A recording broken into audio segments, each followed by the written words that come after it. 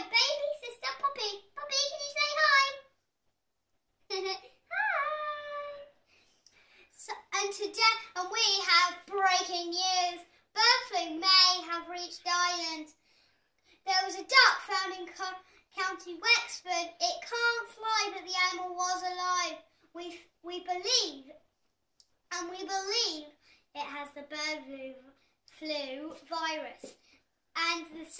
And watch out for any birds if they are feeling tired, not wanting to eat. They are very thirsty, they have a swollen head, they're having difficulty breathing, or they have diarrhea.